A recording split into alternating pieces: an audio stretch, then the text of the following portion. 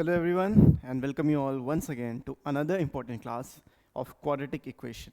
So इस series में हम क्लास 11th के टॉपिक्स का डिस्कशन कर रहे हैं जो अक्सर छूट जाते हैं या may be last minute revision में टाइम नहीं मिल पाता. तो ये वीडियो सीरीज़ इसीलिए ताकि आपका लास्ट में जो रिवीजन है वो एकदम परफेक्ट हो जाए. और यहाँ ऐसा भी नहीं है कि एकदम एडवांस है, एकदम बेसिक से शुरू करते हैं, धीरे धीरे उठा उठा के उसको एडवांस लेवल पे ले जाते हैं. तो अगर आपने कभी पढ़ा भी नहीं है, थोड़ा बहुत जानते हो, तो भी काम आपका हो जाएगा. क्वाड्रेटिक इक्वेशन में हम बात करेंगे कंसेप्ट्स की, क्वाड्रेटिक इक्वेशन के फॉर्मूले की एंड कुछ क्वेश्चंस की भी, ताकि आप इस कंसेप्ट को तो अच्छे से समझ पाओ. तो स्टार्ट करते हैं कि होती क्या है क्वाड्रेटिक इक्वेशन एंड डिफरेंस क्या होता है क्वाड्रेटिक एक्सप्रेशन में और क्वाड्रेटिक इक्वेशन में. अगर कभी भी आपको क्वाड्रेटिक एक्सप्रेशन नाम का कुछ शब्द मिले या पॉलिनोमियल नाम का कुछ ऐसा देखने को मिले, तो एक ही चीज़ की हम यहाँ पे बात कर रहे हैं. ठीक है, पॉलिनोमियल, क्वाड्रेटिक पॉलिनोमियल लिखा हो या क्वाड्रेटिक एक्सप्रेशन लिखा हो, we are talking about the same thing. ठीक है, we are talking about the same thing. अब ये क्वाड्रेटिक पॉलिनोमियल क्या होता है? Any polynomial represented in the form of ax² plus bx plus c. इसको ऐसे लिखा हुआ दिखे कभी भी तो ये आपका क्वाड्रेटिक पॉलिनोमियल कहलाता है. इंपॉर्टेंट जो चीज़ें जानने वाली है यहाँ पे वो क्या है? वो जानने वाली चीज़ ये है कि ये जो पॉलिनोमियल है इसकी पहली बात डिग्री 2 होती है. डिग्री जो होती है वो 2 होती है और a की वैल्यू कभी भी 0 नहीं हो सकती. ठीक है, तो पॉलिनोमियल का बेसिक से यही है, आपका डिग्री 2 होती है और इसकी a की वैल्यू कभी भी 0 नहीं हो सकती. अगर मैं इसको इस तरीके से लिख दूं, अगर मैं इसको ऐसे लिख दूं कि भाई y is equal to ax² plus bx plus c, ये क्वाड्रेटिक एक्सप्रेशन कहलाएगा और इसी क्वाड्रेटिक एक्सप्रेशन का ही ग्राफ बनता है, क्वाड्रेटिक इक्वेशन का ग्राफ नहीं बनता. अब क्वाड्रेटिक इक्वेशन में डिफरेंस क्या है इक्वेशन से? जब क्वाड्रेटिक एक्सप्रेशन का जो y है वो 0 हो जाए तो ये क्वाड्रेटिक इक्वेशन कहलाता है. तो अगर मैं इस तरीके से लिख रहा हूँ ax² plus bx plus c is equal to 0, तो ये जो एक्सप्रेशन है ये कहलाता है आपका क्वाड्रेटिक एक्सप्रेशन. और ज़रूरी बात यहाँ पे भी ये है कि a की वैल्यू जो है वो 0 नहीं हो सकती, क्योंकि अगर a 0 हो गया तो ये आपकी क्वाड्रेटिक नहीं, एक लीनियर इक्वेशन बन जाएगी. ये सेम चीज़ें हैं, आई होप आपको समझ में आ रहा होगा. अगली बात कर लेंगे रिमाइंडर थ्योरम की और फैक्टर थ्योरम की. ये बहुत बेसिक चीज़ें हैं, तो जल्दी से जो बेसिक चीज़ें हैं उसको हम आगे बढ़ के छोड़ते हैं. तो देखो रिमाइंडर थ्योरम क्या कहता है, अगर आपके पास कोई भी डिविडेंड है, लेट्स से इसको px नाम दे दें, तो this px can be split into in such a way, this px can be split in such a way कि आपका एक फंक्शन fx आ जाएगा, एक आ जाएगा qx प्लस rx. ठीक है, ये जो मैंने लिखा है ये एक्सप्रेशन होता है कि भाई जो आपका ये डिविडेंड होता है, जो आपका ये डिविडेंड होता है, ये स्प्लिट किया जा सकता है divisor into quotient, divisor into quotient, and ये जो लास्ट चीज़ लिखी है इसको कहते हैं रिमाइंडर. तो यही होता है आपका रिमाइंडर थ्योरम. ठीक है, इसको स्प्लिट किया जा सकता है कि divisor into quotient plus remainder के फॉर्म में. अब फैक्टर थ्योरम इसी का बस एक एक्सटेंशन होता है. जब आप x की कोई वैल्यू डालते हो, let's say if x is equal to alpha, if x is equal to alpha is the root of the polynomial, if x equals to alpha is the root of the polynomial या a polynomial. देखो root होगा तो उसमें क्या होगा, ये value तो मिलेगी बट रिमाइंडर 0 मिलेगा. If x equals to alpha is root of the polynomial, polynomial के मैंने p का यूज किया था, polynomial px, then x minus alpha is a factor of, x minus alpha is a factor of px. ठीक है, मतलब कि यहाँ पे या तो fx या तो qx की वैल्यू x माइनस अल्फा होगी. ठीक है, तो बेसिक से कहने की बात क्या है कि रिमाइंडर 0 होता है. फैक्टर थ्योरम में क्या होता है, जो rx की वैल्यू होती है वो 0 आती है, rx is basically equal to 0. ये होता है पूरा फैक्टर थ्योरम का आपकी बात. ठीक है, आई होप ये चीज़ भी समझ में आ रही होगी. अब बात कर लेते हैं फैक्टर्स ऑफ क्वाड्रेटिक इक्वेशन की. देखो किसी भी क्वाड्रेटिक इक्वेशन में ये चीज़ आपको बेसिक पढ़ी होगी. अगर मैं क्वाड्रेटिक इक्वेशन लिखता हूँ ax² plus bx plus c equals to 0, and obviously a की जो वैल्यू है 0 के बराबर नहीं होगी, and if x minus alpha and x, या फिर ऐसे लिखो if x is equals to alpha and x equals to beta are the roots of this quadratic equation, इस क्वाड्रेटिक इक्वेशन के अगर ये रूट्स हैं तो मैं ये बोल सकता हूँ then this x minus alpha and x minus beta are the factors of quadratic equation. ठीक है, अगर ये रूट्स हैं, जैसे अभी हमने पीछे बात की, वही सेम चीज़ यहाँ पे अप्लाई होती है। तो अगर ये फैक्टर्स हैं तो क्या मैं ऐसा लिख सकता हूँ कि भाई जो मेरा ए एक्स स्क्वायर है, एक सेकेंड, जो मेरा ये ए एक्स स्क्वायर है plus b x plus c को क्या मैं लिख सकता हूँ as x minus alpha into x minus beta? Well, kind of. क्यों काइंड ऑफ? क्योंकि देखो लिख ज़रूर सकते हो, लेकिन the problem here will be जब मैं यहाँ पे x को x से मल्टीप्लाई करूँगा मुझे x स्क्वायर मिलेगा और लेफ्ट हैंड साइड में ये ए एक्स स्क्वायर है। तो कभी भी आप इसको फैक्टर के फॉर्म में लिख रहे होगे, don't forget to add this a। अगर आप a को यहाँ मल्टीप्लाई नहीं करोगे तो वो अधूरी बात कहलाएगी। ठीक है, अगर आप a को मल्टीप्लाई नहीं कर रहे हो तो आप अधूरी बातें यहाँ पे कर रहे हो। I hope this is clear to all of you कि फैक्टर के फॉर्म में अगर मेरे को किसी भी क्वाड्रेटिक इक्वेशन को लिखना होगा मैं इस तरीके से लिख सकता हूँ। एंड सिर्फ यही नहीं, सेम चीज़ मैं क्यूबिक इक्वेशन के फैक्टर्स को भी लिख सकता हूँ। देखो कैसे करना है, लेट्स से, एक second, just a second, roots and factors of the cubic equation. जो अभी हमने इसके साथ किया, क्वाड्रेटिक के साथ, क्यूबिक के साथ भी किया जा सकता है कि आपके पास एक इक्वेशन है, यह हैव इक्वेशन ए एक्स का क्यूब प्लस बी एक्स का square plus c x plus d is equal to 0। ये आपकी क्यूबिक इक्वेशन है। क्योंकि क्यूबिक इक्वेशन है तो एक्स की 3 वैल्यूज होंगी जो इसको सेटिस्फाई करेंगी। तो लेट्स से इसके जो रूट्स हैं वो रूट्स होंगे अल्फा, बीटा एंड गामा। तो अल्फा, बीटा, गामा इनको हम बोलते हैं, या फिर ऐसे भी लिख सकते हो, जो रूट्स होते हैं वो ये होता है कि x equals to alpha, x की वैल्यू होती है ना, x equal to beta and x equal to gamma. अगर ये रूट्स हैं तो इसके फैक्टर्स क्या क्या होंगे? Factors will be x minus alpha, x minus beta and x minus gamma. ये आपके फैक्टर्स हो जाएंगे इस क्वाड्रेटिक इक्वेशन, मतलब क्यूबिक इक्वेशन के। तो इस क्यूबिक इक्वेशन को मैं लिख सकता हूँ as a x cube plus b x square plus c x plus d is equal to, यहाँ पे you can write x minus alpha into x minus beta into x minus gamma. यहाँ तक की चीज़ें सही हैं, लेकिन x क्यूब के साथ a का जो कोफिशिएंट है वो होना ज़रूरी था। तो ये a इस तरीके से आपको यहाँ पे लिखना ही लिखना पड़ेगा। तो यही चीज़ बस समझने वाली बात है, बाकी तो इट्स ईजी, ठीक है। तो आई होप ये बात भी आपको समझ में अच्छे से आ गई होगी। इसके बाद बात कर लेते हैं एक और इम्पॉर्टेंट टॉपिक की, that is roots of quadratic equation. तो भाई रूट्स क्वाड्रेटिक इक्वेशन के दो तरीके से आप कैलकुलेट कर सकते हो। वो दो तरीके कौन कौन से होते हैं? वो तरीके आपने बचपन से भली भांति पढ़े हैं, अच्छे से पढ़े हुए हैं। तो जो तरीके हैं वो तरीके ये होते हैं, एक मेथड होता है आपका बाय फैक्टराइजेशन, एक मेथड होता है बाय फैक्टराइजेशन जो स्प्लिटिंग द मिडिल टर्म आप बोलते हो, या फिर बाय फॉर्मूला,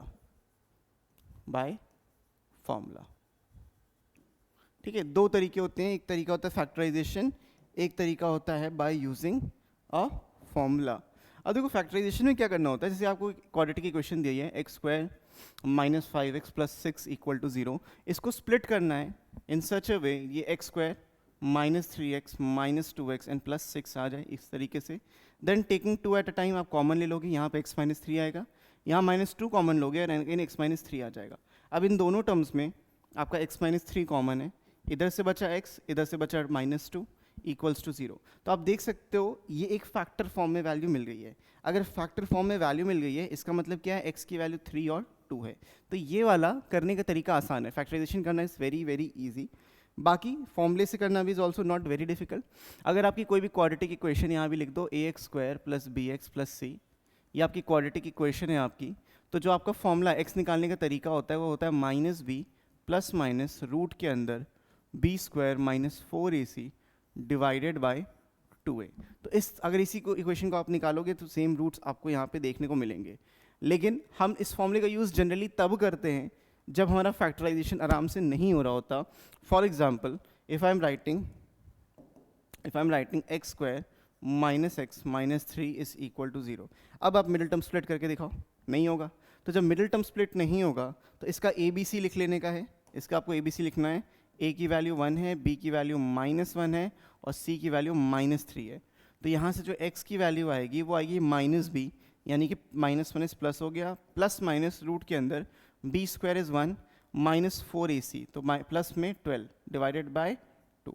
ठीक है, तो ये आपके जो x की वैल्यूज़ आ जाएंगी वो आ जाएगी 1 + √13/2 और एक आ जाएगी 1 - √13/2। तो दो रूट्स आपको यहाँ से देखो देखने को मिलेंगे और इस तरीके से आप इनको लिख सकते हो। I hope this is clear to all of you. ठीक है, तो फैक्टराइजेशन का यूज़ कब करना है? फैक्टराइजेशन का यूज़ तब करना है जब खटाखट आपका यहाँ पे फैक्टराइज हो जाए, आराम से हो रहा हो, स्प्लिट कर पाओ, दिख रहा हो कि क्या करना है। और फॉर्मूले का यूज़ कब करना है? फॉर्मूले का यूज़ आपको तब करना है जब आपका फैक्टराइजेशन नहीं हो रहा हो, क्योंकि थोड़ा सा गलती होने के चांसेस हो सकते हैं। अब यहाँ बात कर लेते हैं relation between roots and coefficients की। ठीक है, बहुत बढ़िया टॉपिक है, समझना ध्यान से।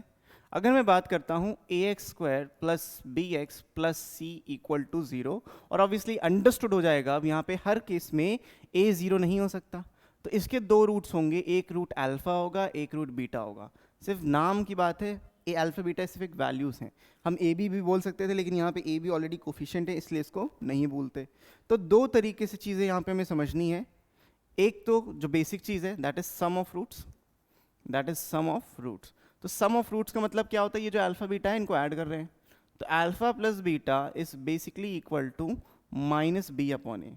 Alpha + beta is basically equals to -b/a। ये आपका सम ऑफ रूट्स कहलाता है। ठीक है, और ऐसे ही प्रोडक्ट ऑफ रूट्स भी होता है।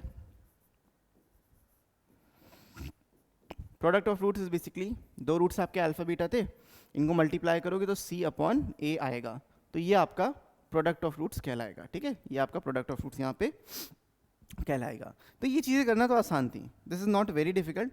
नई चीज़ें क्या सीखोगे ये तो आपको पता भी होगा, नई चीज़ें क्या सीखोगे वो समझ लेते हैं। अगर कभी आपसे पूछ लिया जाए कि डिफरेंस ऑफ रूट्स बताइए,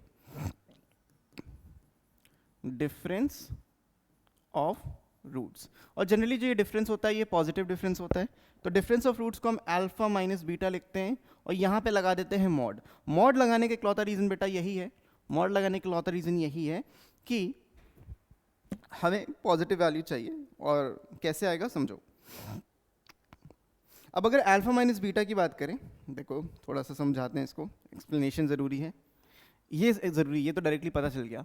अगर मैं बात कर रहा हूँ अल्फा - बीटा के होल स्क्वायर की, तो ये होता है अल्फा + बीटा का whole square -4 alpha beta, correct, -4 alpha beta.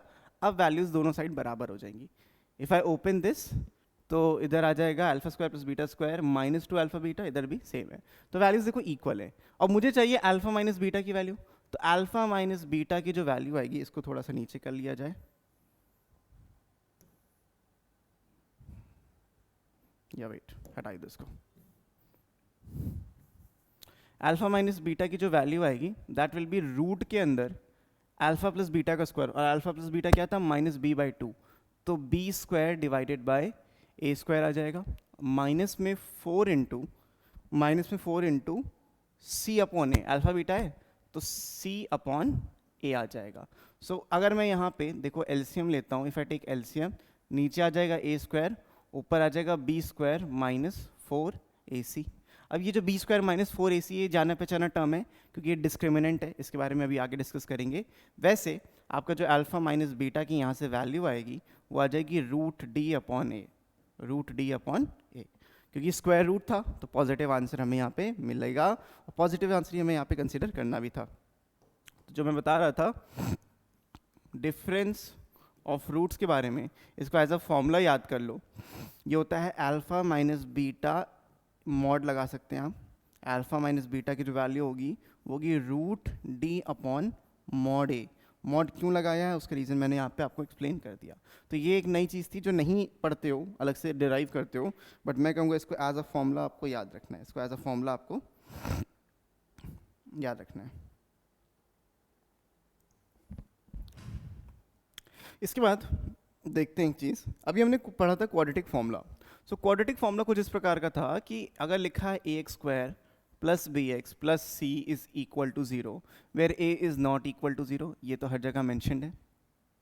यहाँ से जब आप रूट निकालते हो minus b plus minus root के अंदर b square minus 4ac divided by 2 है। तो ये जो रूट के अंदर की वैल्यू है ना, ये बहुत ही ज़्यादा इंपॉर्टेंट है। जो रूट के अंदर की वैल्यू है ये बहुत ही ज़्यादा इंपॉर्टेंट है, क्योंकि यही डिसाइड करेगी कि मेरे जो रूट्स हैं वो इमेजिनरी आएंगे या रियल आएंगे। अब खुद सोचो, अगर रूट के अंदर मैं लिख देता हूँ 3 तो ये कैसा है, एक इरेशनल रूट है। रूट के अंदर मैं लिख देता हूँ 4 तो ये 2 आ जाएगा, ये एक रैशनल, यहाँ से वैल्यू आएगी प्लस माइनस करोगे तो एक ऑब्वियसली रैशनल रूट है। और अगर मैं रूट के अंदर लिखूंगा -1 तो ये आ जाएगा i, तो ये एक इमेजिनरी रूट बन जाएगा। तो इस रूट के अंदर जो वैल्यू होंगी वो हमें देखनी है। एक चीज़ जो हमें ध्यान में देनी है इस पूरी बातचीत में, इन सब चीज़ों में, कि यहाँ पे जितनी भी चीज़ें हैं ए बी सी है, जो ये जो ए बी एंड सी है ये हमारी रैशनल वैल्यूज़ हैं। जब भी हम रूट्स निकालने की बात करते हैं तो जो कोफिशिएंट्स होने चाहिए वो रैशनल नंबर होने चाहिए, ठीक है, वो रैशनल वैल्यूज़ होनी चाहिए। ये इंपॉर्टेंट है, तभी हम ये सब चीज़ें डिस्कस कर रहे हैं, ठीक है। तो यहाँ पे इसकी भी बात कर रहे हो, देखो बी स्क्वायर माइनस 4ac जो आपका आ रहा है, तो बी स्क्वायर माइनस 4ac से बी स्क्वायर माइनस 4ac का जो ये अंदर वाली बात है, यहाँ पे इसको मार्क कर दिया जाए, ये चीज़ जो है, ये चीज़ है, this is the deciding factor. ये डिसाइड करता है, ये डिसाइड करता है, it decides the nature of roots, it decides the nature of roots. और इसी यूनिक प्रॉपर्टी के कारण इसको हमने बोला है डिस्क्रिमिनेंट, ठीक है। इस केस में सॉरी, ए बी सी जो आपके होंगे वो रियल नंबर होंगे। यहाँ पे जो ए बी सी हैं इस केस में नेचर ऑफ रूट्स में ये आपके रियल नंबर होंगे, रैशनली रियल नंबर होंगे। ये जो वैल्यू है आपके, यही नेचर डिसाइड करता है रूट का, कि रियल होंगे, इरैशनल होंगे, इमेजिनरी होंगे, रियल एंड इरैशनल होंगे या रियल एंड रैशनल होंगे, वो ये चीज़ डिसाइड करता है, ये चीज़। तो इसको एक नया नाम हमने दिया, d is equal to b square minus 4ac। और यही जो चीज़ है, यही जो चीज़ है ये कहलाती है तुम्हारी डिस्क्रिमिनेंट। डिस्क्रिमिनेंट, डिस्क्रिमिनेंट बोलो, डिस्क्रिमिनेंट बोलो, डजेंट मैटर। तो ये चीज़ आपकी कहलाती है डिस्क्रिमिनेंट, और इसी के बेसिस पे हम डिसाइड करते हैं हमारे रूट्स का नेचर जो होगा वो कैसा होगा। अब खुद आप सोचो, इस d की वैल्यू पे हम कितनी चीज़ें डिसाइड कर सकते हैं। पहली बात कर लेते हैं, यहाँ पे हम पहली बात कर लेते हैं कि अगर हमारी जो d की वैल्यू है, इफ़ पहली बात ये है कि अगर जो d है वो 0 से बड़ा हो तो क्या होगा। दूसरी बात ये है d 0 के बराबर हुआ तो क्या होगा। तीसरी बात ये होगी कि d अगर 0 से छोटा हुआ तो क्या होगा। d मतलब बी स्क्वायर माइनस 4ac की वैल्यू, तो इसकी 3 वैल्यूज पॉसिबल है, 0 से बड़ा, 0 से बराबर या 0 से छोटा। तो अगर ये वैल्यू 0 से कभी बड़ी होती है तो इसके केसेस मैं बताऊंगा बाद में, लेकिन बेसिकली मेन चीज़ ये होती है कि जो आपके रूट्स होते हैं, जो आपके यहाँ पे रूट्स आते हैं, roots are real, real numbers होते हैं, roots are real and distinct, roots are real and distinct, different roots यहाँ पे आपको मिलते हैं। अगर d की वैल्यू 0 होती है तो जो आपके रूट्स होते हैं वो रियल तो होते ही हैं, रूट्स आर रियल एंड साथ साथ इक्वल भी होते हैं, एंड इक्वल। इसको ग्राफ से भी थोड़ा सा ज़्यादा समझेंगे। और d की वैल्यू 0 से छोटी हो गई तो आपके जो रूट्स होंगे, रूट्स आर इमेजिनरी, ठीक है, इमेजिनरी रूट्स होंगे, मतलब ऐसा लगेगा कि वो रूट्स हैं बट वो रूट्स होते नहीं हैं एक्चुअली, ठीक है। अब इसके बारे में थोड़ा सा, ये इमेजिनरी जो हमने बात करी इसके बारे में थोड़ा सा डिटेल में बात कर लेते हैं। जो आपके इमेजिनरी रूट्स होते हैं, नोट है, नोट की तरह इसको लिख सकते हो, imaginary roots, imaginary roots will always lie in pairs, will always lie in pairs, ठीक है। जो इमेजिनरी रूट्स होंगे वो हमेशा पेयर्स में आपके एग्जिस्ट करेंगे, ठीक है। यानी कि if one root is p plus qi, another root will be, ऐसे लिखो, other root will be p minus Q I. तो i के जो होगा वो माइनस साइन के साथ यहाँ पे रिप्लेस हो जाएगा। और यहाँ पे अगर आपको पता है ये चीज़ क्लियर होनी ही चाहिए कि जो आई है बेसिकली वो स्क्वायर रूट ऑफ -1 है। ये जो आई है क्या है, this is square root of -1। तो ये चीज़ एग्जिस्ट करती है इस तरीके से। तो एक एग्जांपल अगर मैं ले लूँ, लिख दूँ x² + x + 1 = 0। देखो फैक्टराइज तो होगा नहीं, अब फैक्टराइज होगा नहीं तो फॉर्मूला लगा लेते हैं। तो x की जो वैल्यू आएगी वो आएगी -1 प्लस माइनस रूट के अंदर b² - 4ac divided by 2a। ठीक है, 4ac मतलब 4 × 1 × 1 है ऑब्वियसली, इस तरीके से लिखा। तो ये बनेगा -1 प्लस माइनस रूट के अंदर -3 डिवाइडेड बाई 2। तो एक रूट जो आपका बन रहा है, देखो यहाँ से -1 प्लस √3i बन रहा है डिवाइडेड बाई 2, और एक रूट आएगा -1 माइनस √3i डिवाइडेड बाई 2। तो ये प्लस माइनस की वजह से हमेशा ये कॉन्जुगेट पेयर में एग्जिस्ट करेंगे। तो ये आपका होता है, ठीक है, ये आपका होता है यहाँ पे। हाँ, तो ये बात हो गई इमेजिनरी रूट्स की। आई hope this is clear and this is true. ये तभी बन सकते हैं, इमेजिनरी रूट्स तभी बनते हैं, इमेजिनरी रूट्स तभी बनते हैं जब हमारा a, b और c ये रियल नंबर्स में एग्जिस्ट करते हैं, तभी हम इमेजिनरी रूट्स की बात कर रहे हैं, वरना नहीं होती। This is very very important, हमारी पूरी डिस्कशन के लिए ये चीज़ बहुत ही ज़्यादा इंपॉर्टेंट है। I hope this is clear to all of you. ठीक है, अब मैंने बोला था कि ये d की वैल्यू 0 है, रियल एंड डिस्टिंक्ट है, तो थोड़ा सा इसकी ना प्रॉपर्टी को समझते हैं with the help of a mind map.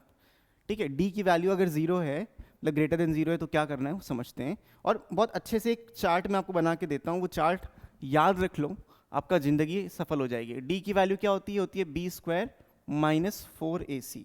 ठीक है, d is basically b² - 4ac। अब इसमें 3 चीज़ें पॉसिबल थी, जैसे हमने बोला कि 3 चीज़ें पॉसिबल थी, उन तीनों की बातें यहाँ पे हम करेंगे।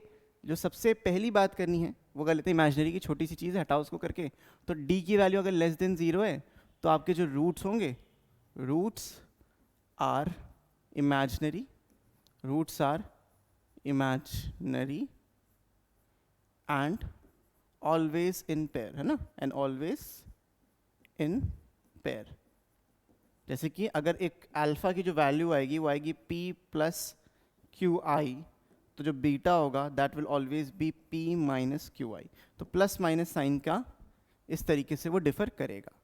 अब बात करेंगे इसकी जब d की वैल्यू 0 के बराबर है, जब आपकी जो d की वैल्यू है वो इक्वल टू 0 दी हो, है ना, जब d की वैल्यू इक्वल टू 0 दी हो, तो यहाँ पे roots are real and equal, roots are real and equal, एक ही रूट खाली एग्जिस्ट करेगा।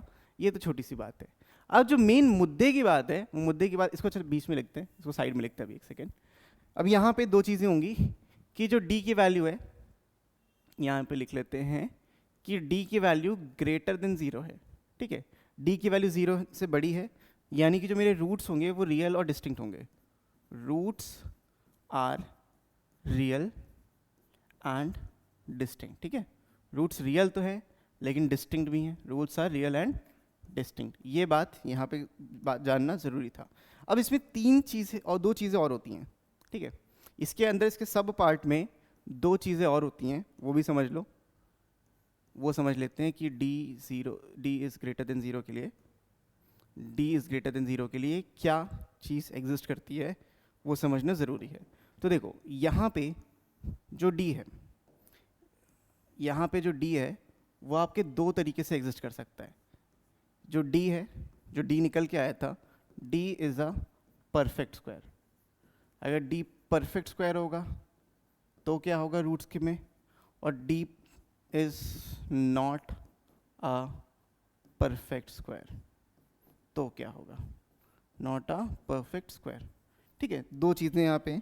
तो अगर d आपका परफेक्ट स्क्वायर होगा तो जो आपके रूट्स होंगे, roots are rational, roots are rational. ठीक है, रैशनल रूट्स मिलेंगे, मतलब कोई भी इरैशनल वैल्यू नहीं मिलेगी। यहाँ पे क्या होगा, रूट्स आर इरैशनल, और इरैशनल की भी एक बहुत अच्छी चीज़ है, and in pairs, in conjugate pairs तुम बोल सकते हो, एंड इन कॉन्जुगेट पेयर्स। तो अगर एक रूट अल्फा की वैल्यू अगर आपकी a + √b है, अच्छा a भी नहीं लेते, एक अल्फा की वैल्यू अगर p + रूट के अंदर q है, तो जो बीटा होगा that will be p minus root के अंदर q, ठीक है।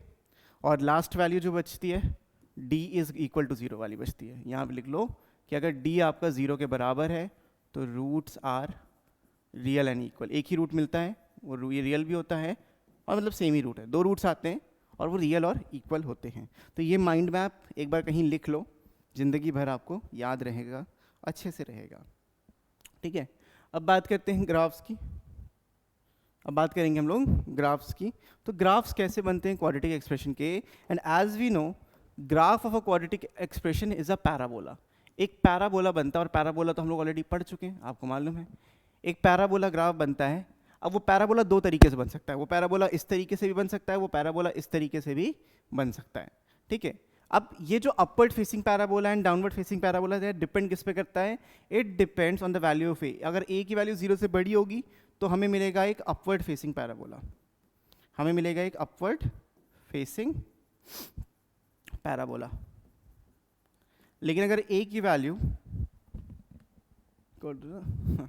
अगर आपकी ए की वैल्यू 0 से छोटी है, मतलब नेगेटिव ए है, तो आपको मिलेगा एक डाउनवर्ड फेसिंग पैराबोला। तो ये पैराबोलाज आपके बनते हैं दो प्रकार के, और इन्हीं पे थोड़े केसेस बना के देखते हैं कि क्या पैराबोला में और रिलेशन होता है, ठीक है। अभी बात कर लेंगे, एक क्वाड्रेटिक एक्सप्रेशन आपको दिया है y is equals to a x square plus b x plus c. ये क्वाड्रेटिक एक्सप्रेशन है। यहाँ पे जो a की वैल्यू है वो ग्रेटर देन 0 है, या इक्वल टू हम लगा भी नहीं रहे, और वैसे भी 0 के बराबर कभी होगा नहीं, ठीक है। a की वैल्यू जो है वो ग्रेटर देन 0 है। अब इसमें देखो आपको तीन केसेस देखने को मिलेंगे, इसमें आपको बेसिकली तीन केसेस देखने को मिलेंगे। वो चीज़ समझना हमारे लिए बहुत ज़्यादा ज़रूरी है। देखो, ठीक है, यहाँ पे तीन केसेस हमें देखने को मिलेंगे। वो तीन केसेस क्या हैं? अब इसमें देखो वाई एक्सिस बनाने का कोई रोल नहीं है, बनाना चाहो बना सकते हो। अगर मैं इस तरीके से ग्राफ का क्रिएशन कर रहा हूँ, बना ही लेते हैं वाई को, ठीक है। तो इन सब के लिए मैं जो बना रहा हूँ वो ए की वैल्यू ग्रेटर देन 0 है। अब एक केस ये हो सकता है कि जो ये ग्राफ बनेगा वो कुछ इस तरीके से बिहेव करे, है ना। जो ग्राफ बनेगा कुछ इस तरीके से बिहेव करे, या फिर जो ग्राफ बन रहा है वो कुछ इस तरीके से बिहेव करे, या फिर जो ग्राफ बन रहा है वो कुछ इस तरीके से बिहेव करे। तो ये तीन चीज़ें तुम देख रहे हो कि एक ग्राफ ना एक्स एक्सिस के नीचे आगे वापस ऊपर जा रहा है, एक जरा सा बस टच करते हुए निकल रहा है, और एक कहीं एक्स एक्सिस के आसपास भी नहीं आएगा। ये तीनों जो केसेस हैं वो a इज ग्रेटर देन 0 के हैं। ये तीनों जो केसेस हैं ये a इज ग्रेटर देन 0 के हैं। और ये जो ग्राफ है ये डिसाइड कौन करेगा? ये डिसाइड करता है हमारा d, यानी डिस्क्रिमिनेंट।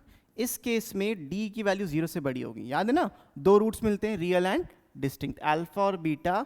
यहाँ पे दो डिफरेंट रूट्स आपको मिलेंगे। यहाँ पे a की वैल्यू ग्रेटर देन 0 और यहाँ पे d जो है वो इक्वल टू 0 होगा, तो एक ही रूट मिलेगा, यानी alpha is equal to beta. मिलेंगे दो ही रूट, मतलब वो इक्वल होंगे, तो alpha is equals to beta वाला केस। यहाँ पे देखो, क्योंकि वो कभी रूट्स क्या होते हैं? रूट्स बेसिकली वो वैल्यूज होती हैं जहाँ पे ग्राफ हमारा एक्स एक्सिस को टच करता है या कट करता है। इस केस में ना टच कर रहा है ना कट कर रहा है, तो यहाँ पे हमारे कैसे होंगे? ये इमेजिनरी रूट्स होंगे, और इमेजिनरी रूट्स के लिए d इज लेस देन 0 वाली वैल्यू है। तो एक चीज़ ना, इस ग्राफ को आप ध्यान से देखो, इस वाले जो आखिरी वाले ग्राफ को देखो, बड़े ध्यान से देखो। ये जो वैल्यू है बहुत यूनिक सी है, बहुत इंटरेस्टिंग सी है। ये वैल्यू कभी भी, ये जो ग्राफ होगा कभी भी नेगेटिव नहीं होगा। तो ऐसा ग्राफ कभी भी हो, ये कंडीशन कभी भी हो, तो मैं ये कह सकता हूँ कि जो y है, या ऐसा कह सकते हो जो a x square plus b x plus c है, this will always be positive, है ना। ये जो होगा ये ऑलवेज पॉजिटिव होगा, दिस इज ऑलवेज पॉजिटिव। ये इंपॉर्टेंट है कि अगर a 0 से बड़ा है और d 0 से छोटा है तो इमेजिनरी रूट्स बनते हैं, यानी x एक्सिस को ना टच करेगा ना कट करेगा। तो ये एक्सप्रेशन हमेशा x एक्सिस के ऊपर रहेगा, यानी जो ओवरऑल वैल्यू आएगी हमेशा पॉजिटिव आएगी, कभी भी नेगेटिव नहीं आएगी, कभी भी 0 नहीं आएगी। यही बात यहाँ पे ध्यान देने वाली थी, ठीक है। सेम चीज़ हम यहाँ बना लेते हैं, एक सेकेंड।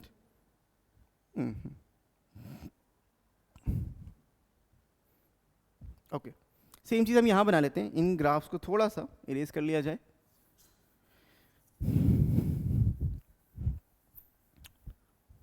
ठीक है, सेम चीज़ हम यहाँ बात करेंगे सेम एक्सप्रेशन की। द ओनली डिफरेंस इज यहाँ पे a 0 से छोटा हो जाएगा, a लेस देन 0 है।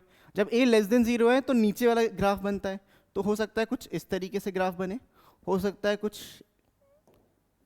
टच करता हुआ जाए, हो सकता है कभी जाए ही ना, राइट। इन तीनों ही केसेस में a की वैल्यू 0 से छोटी है, इन तीनों केसेस में a जो है मेरा 0 से छोटा है। लेकिन जो एक डिफ्रेंशिएटिंग फैक्टर है, वो डिफ्रेंशिएटिंग फैक्टर क्या है, यहाँ d 0 से बड़ा है, यहाँ d 0 के बराबर है, और यहाँ d भी 0 से छोटा है। तो आप देख सकते हो अगर a 0 से छोटा है, d 0 से छोटा है, तो ये कभी x एक्सिस को ना टच करेगा ना उसको कट करेगा। तो कट नहीं कर रहा, टच नहीं कर रहा, तो ये वाला जो ग्राफ बन रहा है, ये वाला जो ग्राफ बन रहा है, this graph is always negative. कैसे बनेगा? Always negative. ये समझने वाली बात थी। यहाँ पे आपके दो रूट्स होंगे, यहाँ पे देखो अल्फा हो रहा है, यहाँ पे बीटा हो रहा है, यहाँ पे भी आपका alpha is equals to beta हो रहा है, ठीक है। तो I hope this is clear to all of you, this is clear to all of you. तो ये ग्राफ्स किस तरीके से बनते हैं वो जानना हमारे लिए बहुत ही ज़्यादा ज़रूरी था। तो इन ग्राफ से मैं एक चीज़ डिराइव कर सकता हूँ, दो बहुत important results, two very important results, जो ऑलरेडी मैंने आपको समझा दिया है, टू इंपॉर्टेंट रिजल्ट्स। बस ये रिजल्ट्स आपको यहाँ से याद रखने बहुत ज़्यादा ज़रूरी हैं, और बहुत ज़्यादा ज़रूरी इसीलिए हैं क्योंकि इंटरेस्टिंग भी है भाई, इंटरेस्टिंग है ना। देखो, अगर आपका पहला रिजल्ट ये है कि अगर आपका जो ax स्क्वायर है, ax square plus b x plus c is greater than 0 वाला ले लो, और ये ले लेते हैं x square plus b x plus c is greater than equal to 0। ये दो केसेस ले लेते हैं। इस केस में, इन दोनों ही केस में जो आपके हैं, for all x belongs to real number, सारे रियल नंबर्स के लिए चाहे जो हो number, for all x belongs to real number, ठीक है। सारे के सारे रियल नंबर्स के लिए हैं, x कुछ भी रख दो, हमेशा ऑलवेज पॉजिटिव वाला केस क्या होगा? ऑलवेज पॉजिटिव वाला केस ये है कि a की वैल्यू 0 से बड़ी होगी और d की वैल्यू 0 से छोटी होगी, ठीक है। इसमें क्या होगा? a की वैल्यू 0 से बड़ी होगी और d की value less than equal to 0 होगी। तो ऑलवेज पॉजिटिव एक्सप्रेशन आपका तभी बनेगा, तभी ये पॉसिबल है, ठीक है। सेकेंड चीज,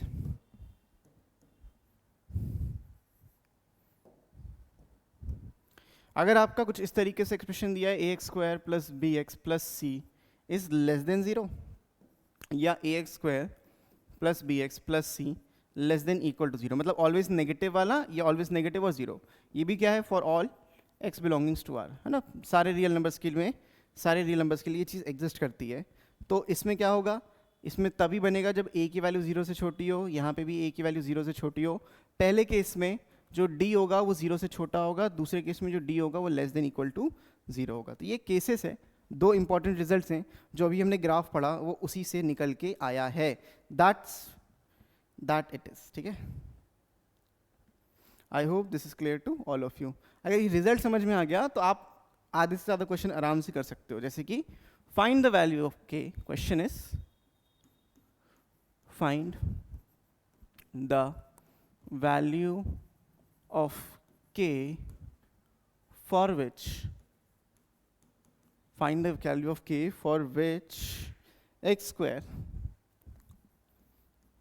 ये वैल्यूज लिख सकते हैं, find the values k for x square plus k minus 1 plus k minus 1 into x plus 2 is always greater than 0 भी देख सकते हो, less than 0 भी देख सकते हो, हम greater than 0 बोल दे रहे हैं, for all x belongs to r, ठीक है। For all x belongings to real number, सारे नंबर्स में यहाँ पे एग्जिस्ट करना चाहिए। तो जल्दी से बताइए क्या होगा इसका केस। चलो,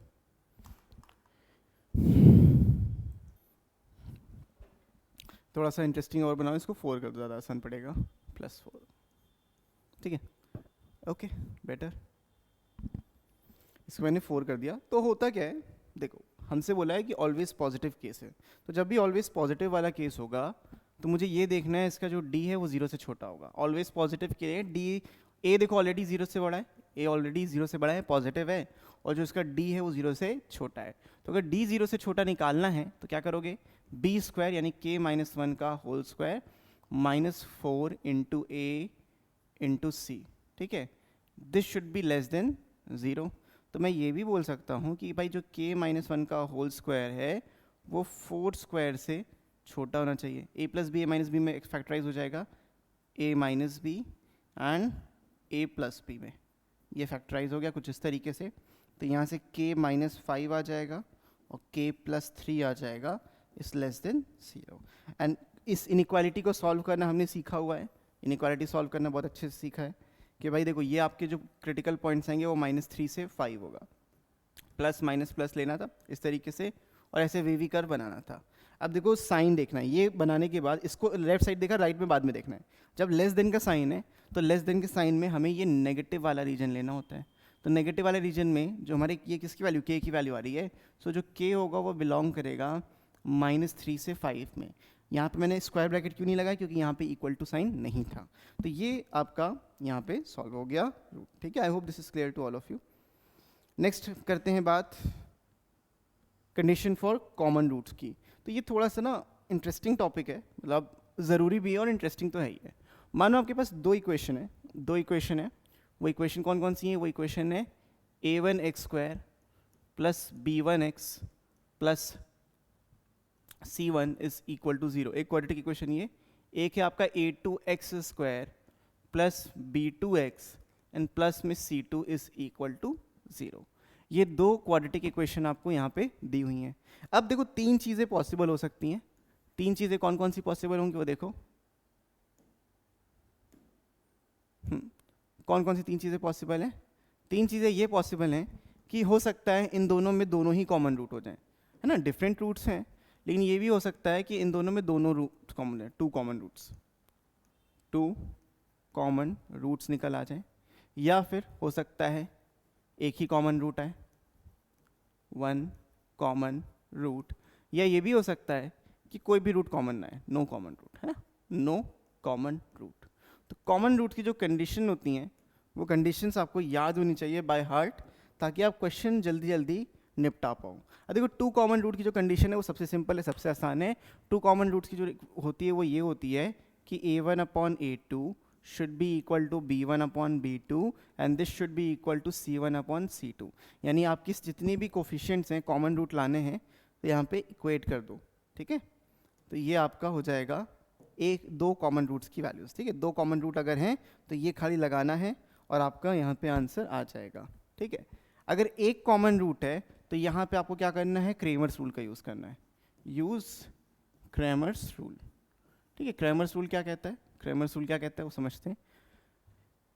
ओके अगर एक कॉमन रूट है तो क्रेमर्स रूल का यूज़ करना है। तो if let's say if alpha is the common root, if alpha is the common root, दो रूट्स में एक रूट कॉमन है, if alpha is the common root, तो जो फॉर्मूला होता है बेसिकली वो ये होता है कि इसको ब्लू से लिख लेते हैं, अल्फ़ा स्क्वायर अपॉन, देखो अल्फ़ा स्क्वायर मतलब जो एक्स स्क्वायर का कोफिशिएंट है उसको हमने रखा, मतलब एक्स स्क्वायर की जगह अल्फ़ा स्क्वायर रखा क्योंकि रूट था तो अल्फ़ा को रख रहे हैं।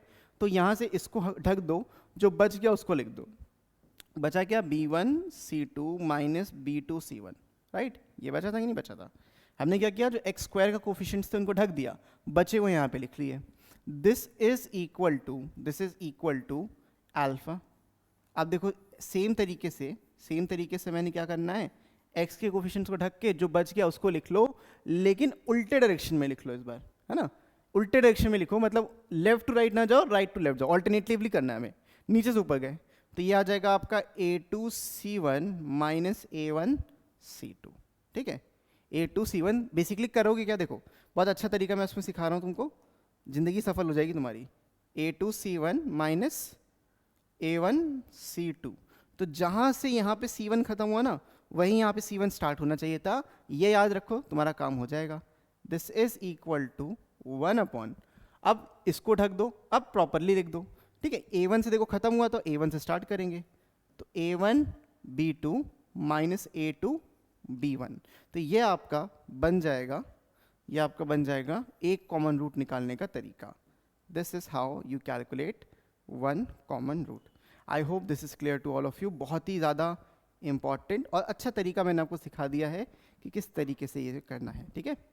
तरीका मैंने बता दिया है किस तरीके से आपको ये करना है, एक कॉमन रूट निकालने का तरीका। सिर्फ यहाँ वैल्यू रखोगे अपने कोफिशिएंट्स की, आपको अल्फ़ा की वैल्यू आ जाएगी। देखो मानो इसको यहाँ पे मैं ट्रांसफ़र कर देता हूँ, इसको जब इधर ट्रांसफ़र करोगे तो अल्फ़ा सीधा सीधा कोफिशिएंट से आ जाएगा।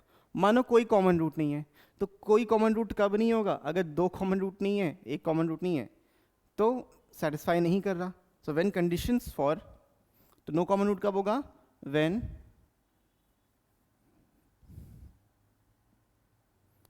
when conditions for two common roots and one common root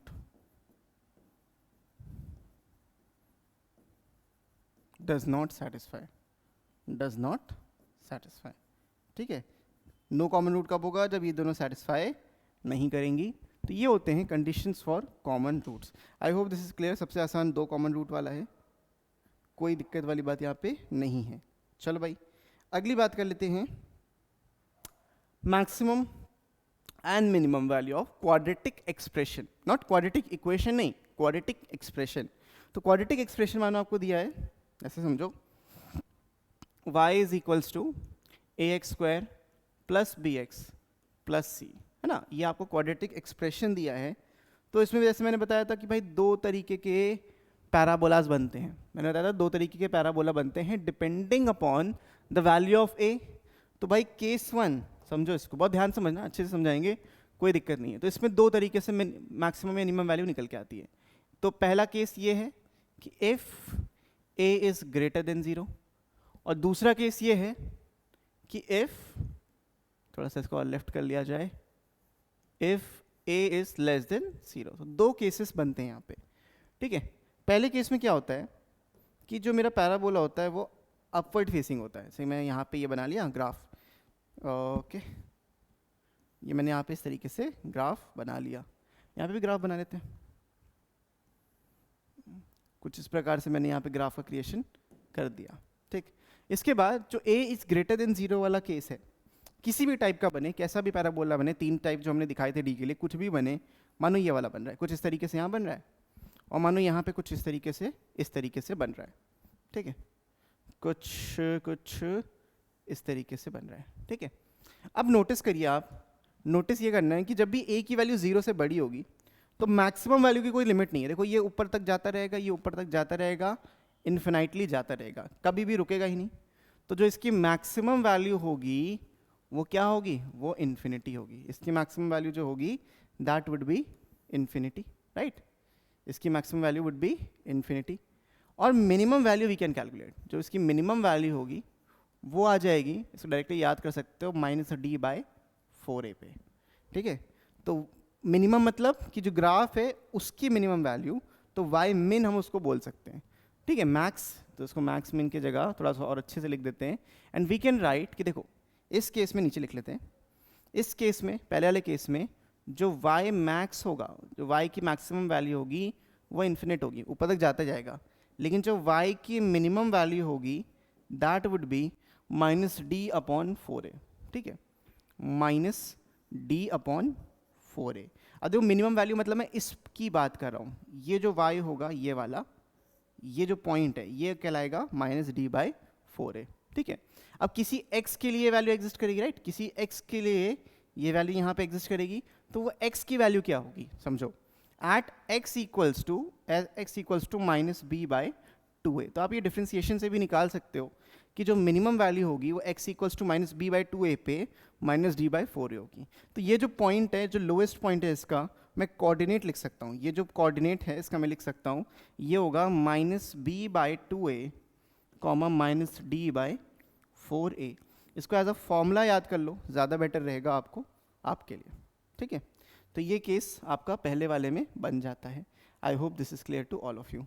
similarly देखो, ये जो पॉइंट है, इसका कुछ कोरिस्पॉन्डिंग x है, ये x वैल्यू है, और ये इसकी y वैल्यू है. हम ये देख पा रहे हैं कि मैक्सिमम वैल्यू यहाँ पे लिमिटेड है, मिनिमम वैल्यू इन्फिनिटी तक जाएगी. देखो यहाँ पे जो मिनिमम वैल्यू है नीचे जाती ही जाएगी, इसको कोई रोक नहीं सकता.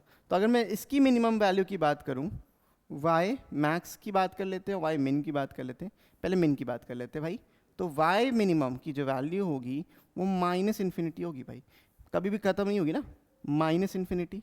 और जो y मैक्स होगा अगेन वो -d/4a होगा हमेशा. हमेशा क्या होगा, सेम है, सेम वैल्यू से माइनस डी बाई 4 है। The only thing you need to remember is इसके लिए मैक्सिमम है, उसके लिए वो चीज़ मिनिमम है। तो इसका जो कोऑर्डिनेट आएगा वो कितना आएगा, simply minus b by 2a at minus D by 4a। तो ये आ गया इसका भी कोऑर्डिनेट। तो ये minimum and maximum value of quadratic expression कुछ इस तरीके से लाई करती है। I hope this is clear to all of you. बहुत ही ज़्यादा इंटरेस्टिंग है और बहुत ही ज़्यादा अच्छे से समझने वाली बात है आपकी। ठीक है, आगे बढ़ते हैं। Quadratic equation with cyclic coefficients. तो साइक्लिक कोफिशिएंट्स क्या होते हैं बेटा, वो समझ लो। देखो, एक अगर मैं इस तरह से सर्कल्स बनाऊँ, एक सर्कल बना लेता हूँ और एक साइक्लिक ऑर्डर में लिखता हूँ a, इधर लिखते हैं b और इधर लिखते हैं c। साइक्लिक ऑर्डर में लिखा।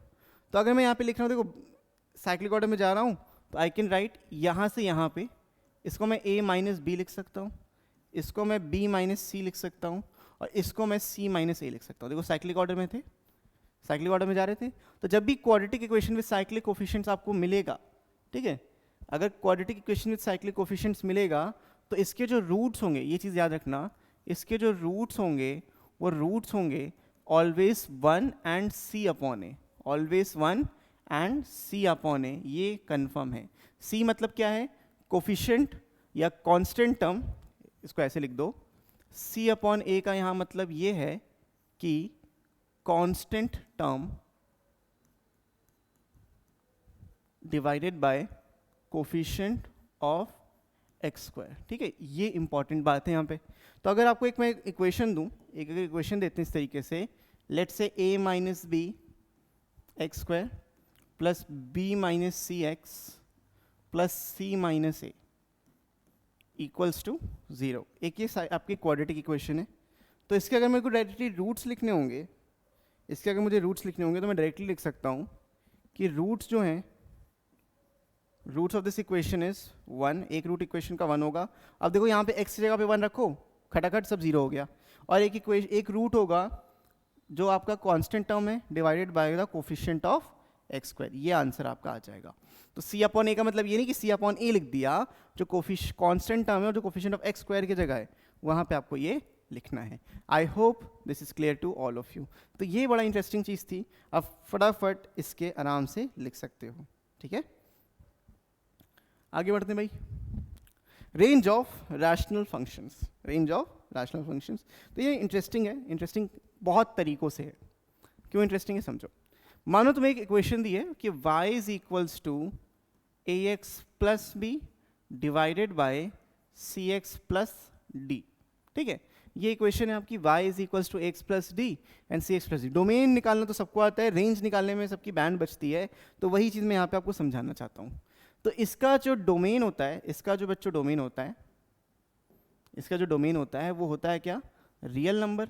लेकिन वो वैल्यू हटा के जो नीचे 0 बना रही होती है, तो 0 यहाँ पे क्या बनाएगी, माइनस डी अपॉन सी। तो माइनस डी अपॉन सी को हटा के आप कुछ भी रख सकते हो यहाँ पे, माइनस डी अपॉन सी को हटा के आप कुछ भी रख सकते हो। और जो रेंज होगी, इसकी रेंज भी देखो डायरेक्टली याद कर लो, इसकी जो रेंज होगी that will always be real number. And यहाँ पे देखो बहुत इंटरेस्टिंग है, सिर्फ x ऊपर वाले का कोफिशिएंट डिवाइडेड बाय नीचे वाला कोफिशिएंट, बस ये आंसर हो जाएगा।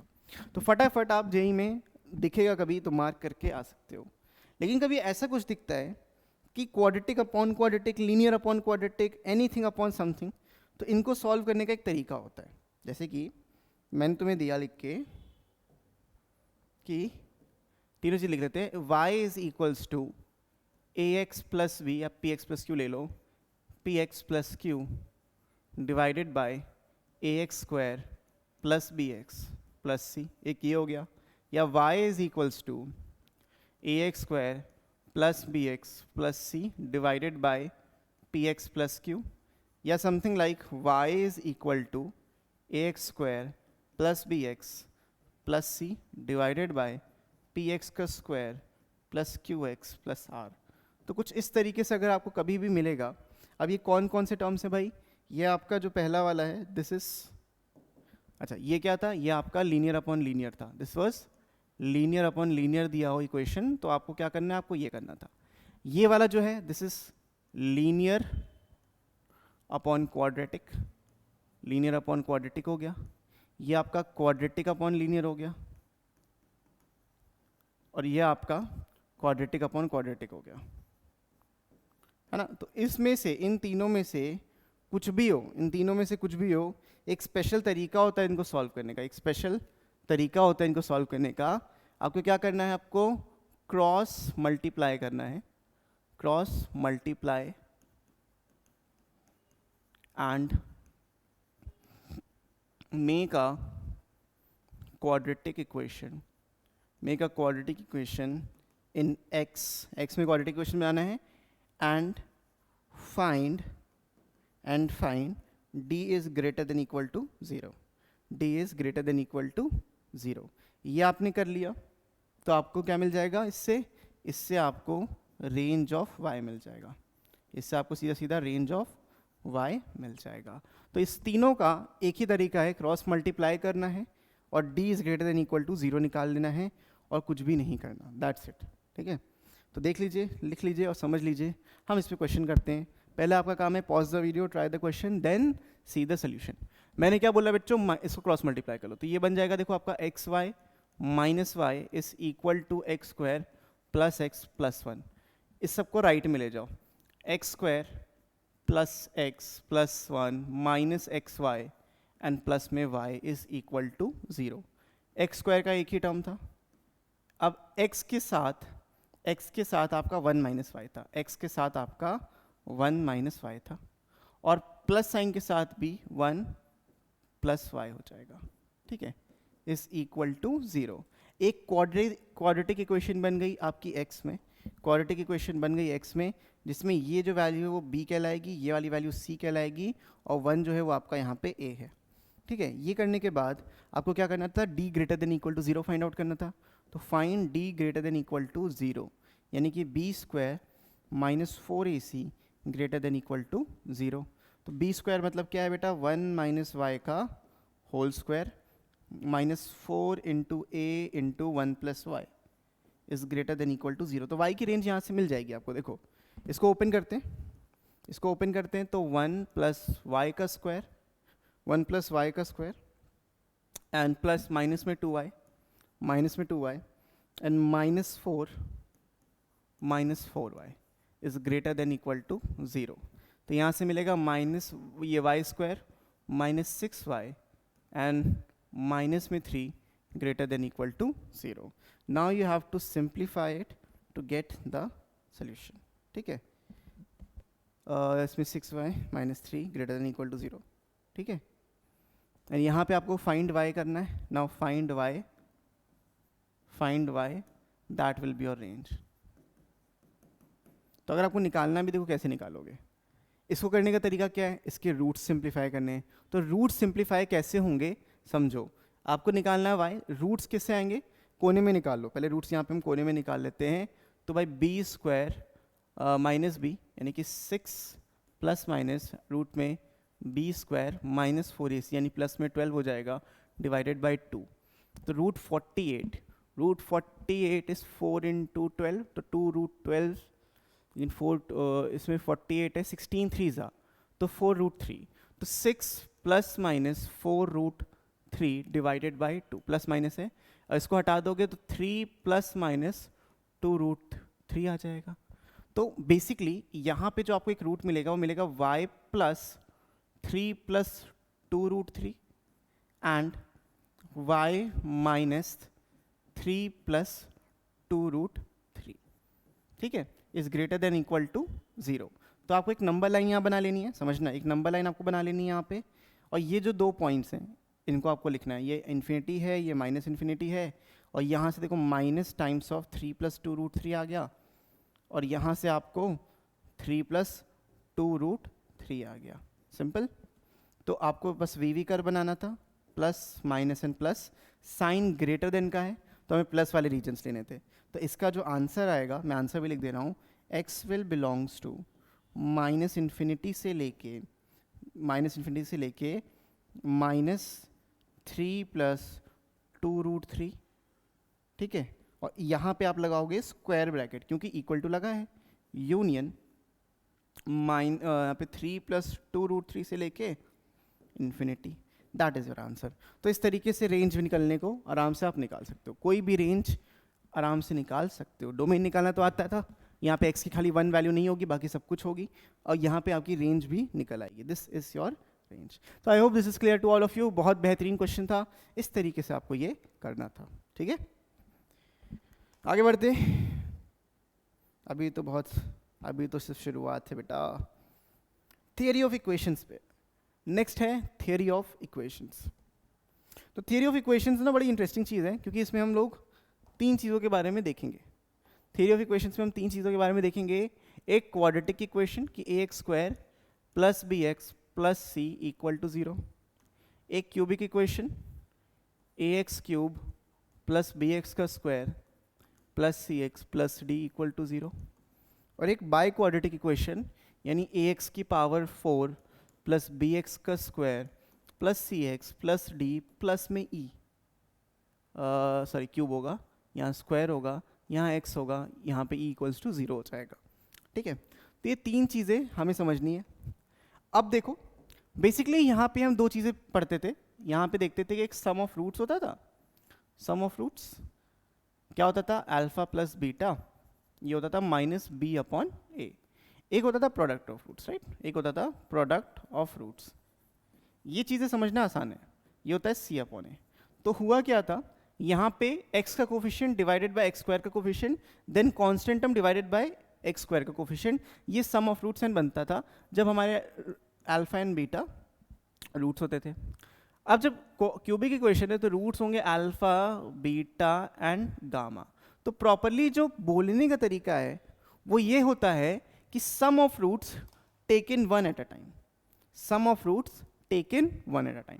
तो यहाँ पे समझो, it is basically sum of roots taken one at a time।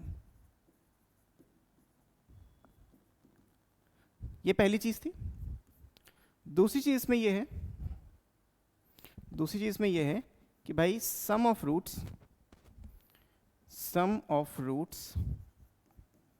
taken two at a time। And तीसरी चीज sum of roots taken 3 at a time, और इसी को प्रोडक्ट कहते हैं basically, taken 3 at a time।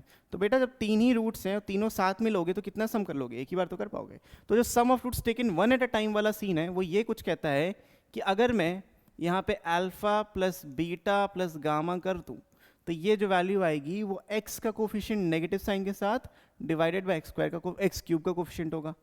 अगर ये देखो sum of roots taken 2 at a time, मतलब अल्फा इंटू बीटा ले लेंगे एक बार, और एक बार अल्फा इंटू गामा, और बचा क्या? Beta into gamma. तो सारे पॉसिबल कॉम्बिनेशंस आपको यहाँ पे लेने थे, और ये होगा सी upon A.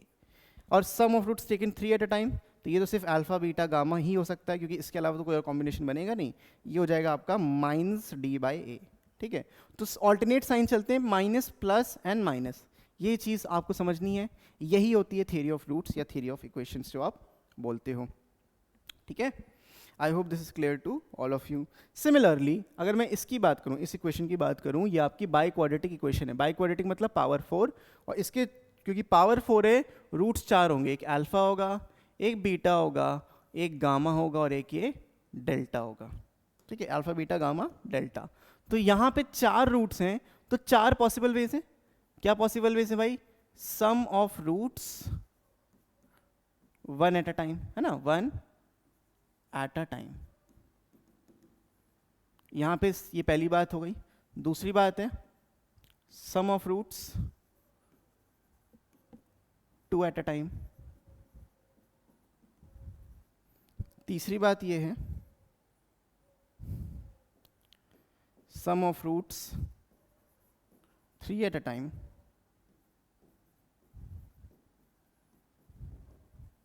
And sum of roots 4 at a time। ठीक है, ये बातें हमने यहाँ पे करी। तो sum of roots 1 at a time का मतलब यहाँ पे ये है कि मैं अल्फा, इसको थोड़ा सा ऊपर लिख लेते हैं ताकि हिंडर ना करे। तो इसके रूट्स क्या थे? इसके रूट्स थे मेरे alpha beta gamma and delta. ठीक है, 4 रूट्स थे। तो देखो, जो sum of roots taken 1 at a time है, इसका मतलब सिंपल सा है कि alpha plus beta plus gamma plus delta. इसका मतलब क्या है, देखो अल्फा के साथ बीटा, अल्फा के साथ गामा और अल्फा के साथ डेल्टा, प्लस बीटा के साथ गामा प्लस बीटा के साथ डेल्टा प्लस गामा के साथ डेल्टा। हो गए सारे, टेकन 2 एट अ टाइम। सारी पॉसिबिलिटीज हमने यहाँ लिख दी। Sum of roots taken 3 at a time. तो देखो अल्फा के साथ बीटा गामा और अल्फा के साथ बीटा डेल्टा प्लस बीटा के साथ गामा एंड डेल्टा। ठीक है, sum of roots taken 3 at a time. एक और इसमें आएगा, ये आता है अल्फा गामा डेल्टा, है ना, अल्फा गामा डेल्टा रह गया था, अल्फा गामा डेल्टा, ये हो गया। And sum of roots taken 4 at a time, मतलब alpha into beta into gamma into delta. ये वैल्यूज हैं बेसिकली। तो जैसे मैंने बोला था, ये आपकी ऑल्टरनेट साइंस में चलते हैं, ये आपका जो है ऑल्टरनेट साइंस के साथ चलते हैं। तो यहाँ पे देखो आएगा माइनस बी अपॉन ए, ये होगा सी अपॉन ए, ये होगा माइनस डी अपॉन ए, और ये होता है लास्ट वाला ई अपॉन ए। बस खत्म बेटा। तो ये कुछ तरीके हैं, कुछ चीज़ें हैं जो हमें समझना बहुत ही ज़्यादा ज़रूरी है। So I hope this is clear to all of you. आगे बढ़ते हैं अगली विचित्र चीज़ पे, क्वाड्रेटिक आइडेंटिटी। ओके, अगली विचित्र चीज़ पे क्वाड्रेटिक आइडेंटिटी। अब ये एग्जिस्ट ही इसलिए करती है ताकि जो विचित्र चीज़ें होती हैं मैथमेटिक्स में उसको एक्सप्लेन किया जा सके, है ना। क्योंकि मैथमेटिक्स अगर टूटती है तो बहुत बुरा लगता है मैथमेटिशियंस को, तो उसको काउंटर करने के लिए हमने कुछ ऐसा बना दिया क्वाड्रेटिक आइडेंटिटी नाम का। ठीक है, सो इसको समझो। अगर मेरे पास लिखा है भाई x square 0 into x square plus 0 into x plus 0 is equal to 0, क्या बात बराबर लगी? हाँ, मैं जानता हूँ यहाँ पे ए की वैल्यू 0 नहीं हो सकती, बट मैं बोल ही रहा हूँ कि भाई 0 से ही मैं मल्टीप्लाई करके चल रहा हूँ। तो लेफ्ट साइड में 0 है, राइट साइड में 0 है, तो ऐसी चीज़ को हम क्या बोलते हैं? ऐसी चीज़ को हम लोग क्वाड्रेटिक आइडेंटिटी बोलते हैं। इसी चीज़ को हम लोग कहते हैं क्वाड्रेटिक आइडेंटिटी। ठीक है, अब क्वाड्रेटिक आइडेंटिटी को समझने के लिए ना इस क्वेश्चन को समझते हैं। जेई का क्वेश्चन है, जेई मेंस का क्वेश्चन है, इस क्वेश्चन को समझते हैं। देखो भाई, number of values of x satisfying the equation. तो कितनी वैल्यूज होंगी एक्स की ऐसी जो इस इक्वेशन को सेटिस्फाई करेंगी? करके देखते हैं भाई कितनी वैल्यूज होंगी जो इस एक्स को इस इक्वेशन को सेटिस्फाई करेंगी। तो ध्यान से देखो यहाँ पे कि वी नोट दैट, हमें क्या देखना है? Observe, we just have to observe, कुछ भी नहीं करना है। इस क्वेश्चन में बड़ा आराम से क्वेश्चन हो जाता। वी ऑब्जर्व कि भाई x is equal to a satisfies the equation. We observe कि x equals to a satisfies the equation। कर रहा है कि नहीं कर रहा बच्चों, बताइए। अगर मैं x को a रखता हूं, तो यहाँ पे a minus b, a minus c, ये कट के 1 हो गया। ठीक है, a minus c, a minus b cut के यहाँ पे 1 हो गया, a माइनस ए 0 हो गया, a माइनस ए 0, तो ये 0, ये 0, ये 1, LHS RHS के बराबर हो गया। बिल्कुल सर, हो गया। Similarly x equals to b also satisfies the equation। कर रहा है कि नहीं कर रहा? x equals to b also satisfies the equation, है ना। अच्छा, इस क्वेश्चन में एक चीज और थी कि a और b बराबर नहीं था, a b और c ये तीनों बराबर नहीं थे। क्वेश्चन में गिवन था, लिखना भूल गया। x equals to b also satisfies the equation, मतलब ये दोनों सेम वैल्यू नहीं है, डिफरेंट वैल्यूज हैं, दो डिफरेंट वैल्यूज मिल गई। तो x equals to c भी ऑब्जर्व करो, it also satisfies the equation. भाई c रख के देखो, अगर मैं c रखता हूँ, c माइनस ए, c माइनस बी, नीचे भी c माइनस ए, c माइनस बी, कट के 1 हो गया, c माइनस सी 0, c माइनस सी यहाँ पे भी 0, तो ये दोनों 0, ये 1, ये भी सेटिस्फाई कर गया। भाई ये है क्वाड्रेटिक इक्वेशन, समझना है ना, ये है क्वाड्रेटिक इक्वेशन, और मेरी x की 3 वैल्यू सेटिस्फाई कर रही हैं। तो ये क्वाड्रेटिक इक्वेशन नहीं है, x का स्क्वायर है तो क्वाड्रेटिक इक्वेशन लगेगा जरूर, लेकिन क्वाड्रेटिक इक्वेशन नहीं है। क्या है? ये है quadratic identity. This is known as quadratic identity. ठीक है, और ये सिर्फ दो, ये 3 वैल्यू नहीं, ये और भी वैल्यूज को सेटिस्फाई करेगा। Sum a upon b minus c upon, कुछ ना कुछ करेगा। तो बेसिकली जो इसका आंसर आना था वो क्या आना था? मोर देन 2 आना था। ये तो हमें दिख रहा है, हमें आंसर यहाँ दिख रहा है मोर देन 2 होगा। लेकिन सिर्फ मोर देन 2 का क्या मतलब है? यहाँ पे infinite values of x, infinite values of x will satisfy the equation, है ना भाई? Infinite values of x will satisfy the equation, ये बहुत ज़्यादा ध्यानपूर्वक जानने वाली बात आपकी थी, करेक्ट? तो ये क्वाड्रेटिक आइडेंटिटी क्या होती है, यहां से आपको समझ में आ गया होगा. It will satisfy, quadratic identity is such that it will satisfy more than two values of x. और ये भी कह सकते हो कि in fact it satisfies infinite बेटा, infinite बोलो, infinite values of x. तो इन्फिनाइट वैल्यूज ऑफ x को ये क्वाड्रेटिक आइडेंटिटी सेटिस्फाई करेगी, एंड यही पूरा इसका यूएसपी है, ठीक है? ओके, तो ये था आपका जेईई मेंस का क्वेश्चन. अब बात करते हैं अपने आखिरी टॉपिक की, that is location of roots, है ना? लोकेशन ऑफ रूट्स, इसको डी कर दो, देन अ नंबर डी, ठीक है? इसको डी कर लेते हैं. तो देखो इसका मतलब क्या है, क्वेश्चन देखो. लोकेशन ऑफ रूट्स का मतलब ये होता है कि जो आपके रूट्स होते हैं वो किसी एक पर्टिकुलर वैल्यू के आगे पीछे बीच में ऊपर नीचे लाए करें, तो इसको लोकेशन ऑफ रूट्स कहते हैं. तो इसमें 5 केसेस हैं और पांचों को एक एक करके हम डिस्कस करेंगे यहाँ पे लोकेशन ऑफ रूट्स को. सो पांचों केसेस को देखते हैं और समझते हैं.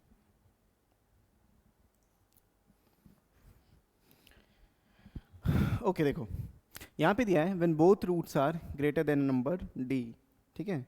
इन क्वेश्चन भी साथ साथ आप देख सकते हो, क्वेश्चन भी उसी हिसाब से लिखा है. Find all the values of the parameter k for which both the roots of the equation x square minus 2kx and something 2 minus 2k plus 9k square equals to 0 exceed the number 3, ठीक है? तो basically हो क्या रहा है उसको जानना हमारे लिए यहाँ बहुत ज़्यादा ज़रूरी है. तो लेट्स से ये आपके ग्राफ है और 3 कहीं यहाँ पे लाई कर रहा होगा, दिस इज समथिंग 3, ठीक है? तो जो इसका ग्राफ बन रहा होगा, ये जो इक्वेशन दी आपकी, इसका जो ग्राफ बन रहा होगा वो कुछ इस तरीके से बन रहा होगा, है ना? इसको ऐसे क्रॉस करके हुए निकल रही होगी लाइन, इसको ऐसी लाइन क्रॉस करके हुए आपकी निकल रही होगी, समथिंग लाइक दिस. तो ये आपके दो रूट्स हैं, ये आपका रूट एक अल्फा है और ये रूट बीटा है. तो जो दोनों रूट्स हैं वो 3 से आगे हैं, है ना? विच एक्सीड द नंबर, और प्रीसीड मतलब पहले. और ये जो केसेस मैं बता रहा हूँ a इज़ ग्रेटर देन 0 वाले केसेस हैं, ये बात समझनी बहुत ज़्यादा ज़रूरी है. यहाँ पे जो है आपका a इज़ ग्रेटर देन 0 है, ओके? अब देखो ये जो वैल्यू होती है इसकी मिनिमम वैल्यू होती है, और इसका जो कोऑर्डिनेट होता है वो क्या होता है, इसका जो x कोऑर्डिनेट होता है वो होता है -b/2a, है ना? वो एग्जैक्टली इनके बीच में लाई कर रहा है. तो जब भी इस तरीके से केस है when both roots are greater than a number d, तो इस 3 की जगह मैं d भी लिख सकता था ना, एक सर्टेन नंबर है d है. तो इसमें आपको नोटिस क्या करना है वो समझो. तो 3 चीज़ें जो इसमें ध्यान देनी है आपको. पहली चीज़ ये है कि आपका जो d आएगा वो 0 से बड़ा होना चाहिए, इक्वल टू होना चाहिए. जो d की वैल्यू आएगी ग्रेटर देन इक्वल टू 0 आएगी. दूसरी चीज़ जो है वो आपकी जो f ऑफ -b/2a की वैल्यू है वो इस 3 से बड़ी होनी चाहिए, यानी -b/2a की वैल्यू वो ग्रेटर देन, अगर जनरल नंबर d की बात करें तो d लिख सकते हो स्मॉल d, वरना यहाँ पे 3 लिख रहे हो. इस क्वेश्चन के अकॉर्डिंग यहाँ पे 3 लिखेंगे. और तीसरा जो आपको ध्यान देना है वो ये देना है कि f ऑफ 3 0 से बड़ा होना चाहिए. f ऑफ 3 जो है वो 0 से बड़ा होना चाहिए. ऐसा क्यों है? कि देखो 3 पे जो ये ग्राफ होगा ये इसके ऊपर होगा, तो एक पॉजिटिव वैल्यू मिलनी चाहिए. तो इसीलिए ये 3 केसेस को हमें यहाँ पे ध्यान में रखना है. तो इसका जो सोल्यूशन होगा, देखो सॉल्व कैसे करेंगे वो समझना ज़रूरी है. जो इसका सोल्यूशन होगा वो ये होगा, जो पहली चीज़ मैंने बोली कि भाई d must be greater than equal to 0, और ये जो d निकल के आएगा क्या आएगा, d विल बी -2k का होल स्क्वायर -4ac, तो -4 टाइम्स ऑफ दिस वैल्यू. तो -4 टाइम्स ऑफ दिस वैल्यू अगर तुम करोगे तो -4 into 2 - 2k plus 9k square should be greater than equal to 0. ये पहला कंडीशन से k का एक रेंज आ जाएगा. दूसरी कंडीशन से जो -b/2a है, यानी कि ये वाला -b/2a must be greater than 3, which implies कि भाई minus and minus plus 2k must 2k/2 must be greater than by 3। तो यहाँ से एक केस आ जाएगा। तीसरा केस ये होगा कि F of 3 must be greater than 0, यानी कि एफ ऑफ 3 अगर आप निकालोगे यहाँ पे तो ये आ जाएगा 3 का स्क्वायर, 3 इंटू 2 6k प्लस में 2 minus 2k plus 9k square, और इसकी वैल्यू ग्रेटर देन 0 होनी चाहिए। तो ये 3 कंडीशंस आपने रख दी, है, और यहाँ से आपको इसको सॉल्व कर लेना है। तो अगला स्टेप क्या होना चाहिए भाई, you have to solve this inequalities, solve these inequalities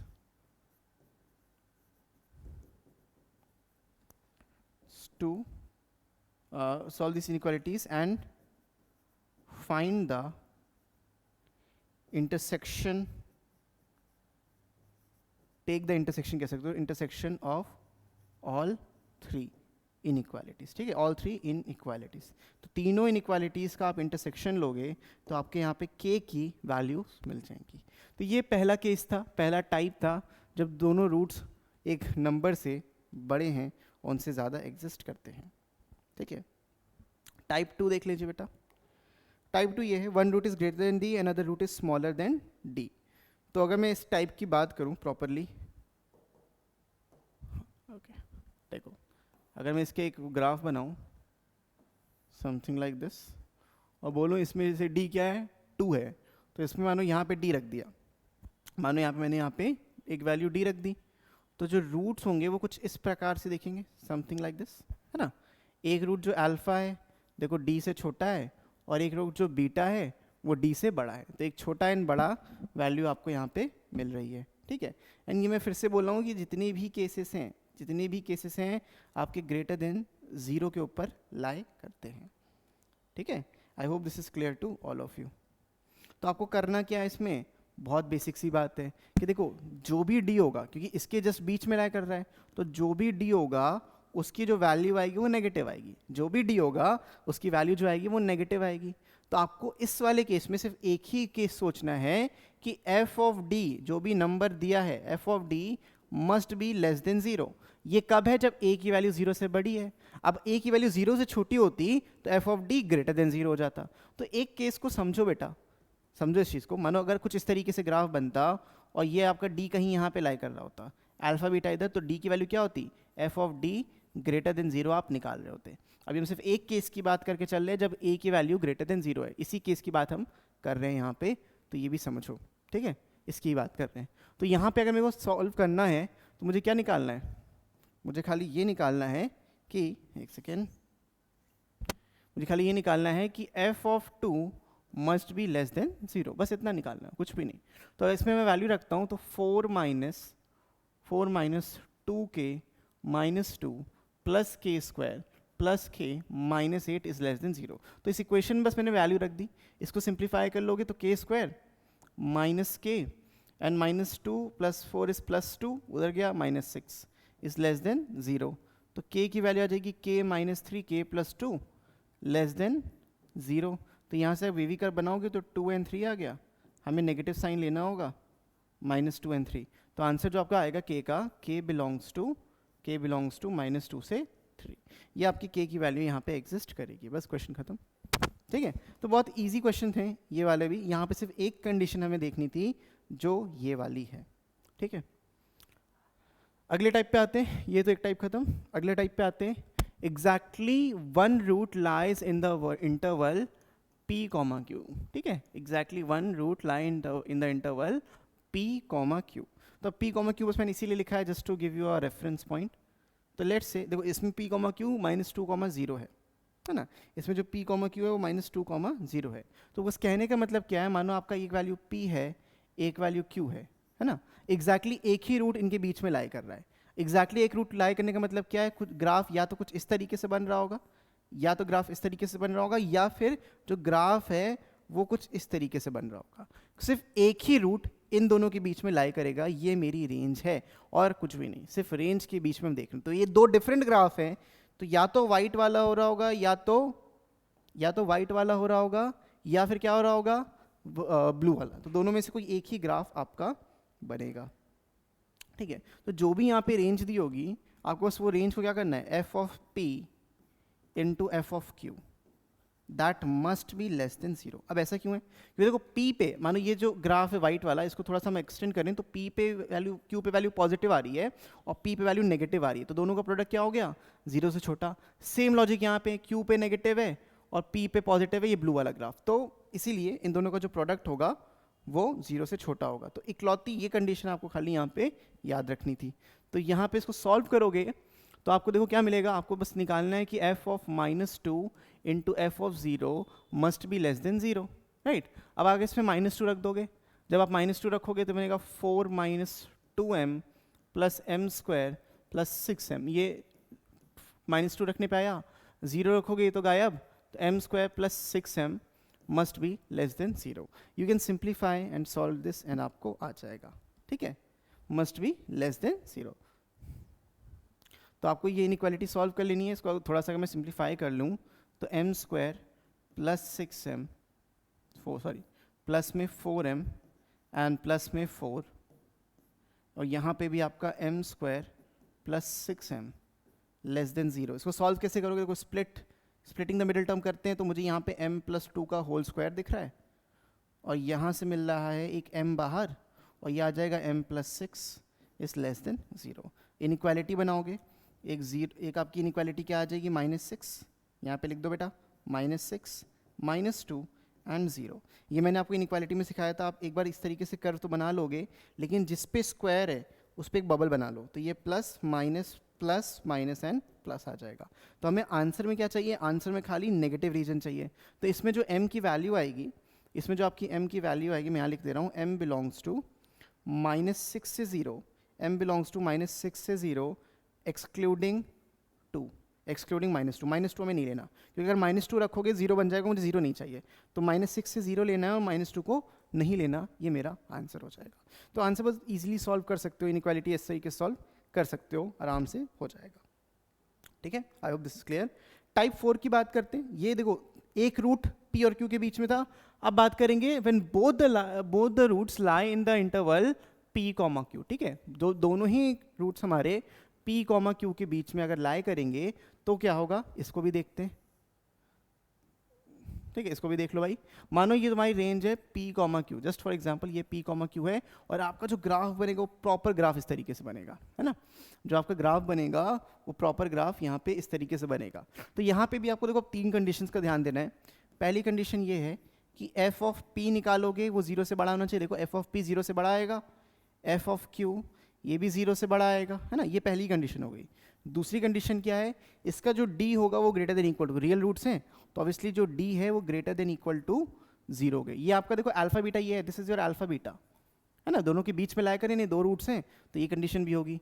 तीसरी चीज़ ये होगी कि जो ये इसकी मिनिमम पॉइंट मिलता है ये क्या होता है, दिस इज -b/2a, है ना, -b/2a, तो ये जो -b/2a है तीसरे पॉइंट में, जो -b/2a है ये q से छोटा होना चाहिए और p से बड़ा होना चाहिए। तो ये 3 कंडीशंस का ध्यान दे दोगे तो तुम कुछ भी निकाल सकते हो। अब इन कंडीशंस को यहाँ पे सॉल्व करके देखते हैं। If alpha and beta are the roots of the quadratic equation x square minus this is alpha beta बराबर नहीं है। If alpha beta lies between -6 से 1, तो ये -6 से 1 मान लो ये चीज़ है, then find the value of k। तो आपको पहली चीज़ क्या निकालनी है इसमें, पहली चीज़ आपको ये निकालनी है कि f of -6 must be greater than 0 and f of 1 must be greater than 0। ये आपने पहली चीज़ निकाल ली। दूसरी चीज़ ये निकालनी है कि इनका जो d है that d is basically b square minus 4ac, तो यहाँ पे आ जाएगा 4k-3 का whole square -4 into 1 into 9 must be greater than equal to 0। ये वैल्यू भी यहाँ से आपको निकाल लेनी है, ठीक है।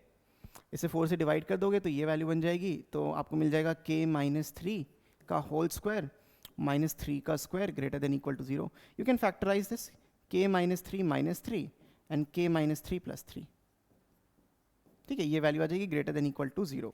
तो k की वैल्यू k-6 हो गया और यहाँ पे k हो गया ग्रेटर देन इक्वल टू 0। तो वेवी कर्व से अगर यहाँ पे आप बना रहे हो तो ये आपको 0, 6 एंड 6 मिल जाएगा। तो something like this plus minus plus, आपको आंसर पॉजिटिव वाले चाहिए थे तो k जो आएगा वो -∞ से 0 और यूनियन 0 से 6 से लेके इन्फिनिटी, ये आंसर हो जाएगा। तो फटाफट आप देखो सॉल्व कर सकते हो। ये k की वैल्यू आ गई दूसरी कंडीशन से, तीसरी कंडीशन से भी एक रेंज मिलेगी। तो इन तीनों रेंज का आपको इंटरसेक्शन लेना है, इन तीनों रेंज का आपको इंटरसेक्शन लेना है। अभी खत्म नहीं हुआ, तीनों रेंज का इंटरसेक्शन लेना है। इसको ज़रा छोटा करना पड़ेगा तीसरी कंडीशन लिखने के लिए। ओके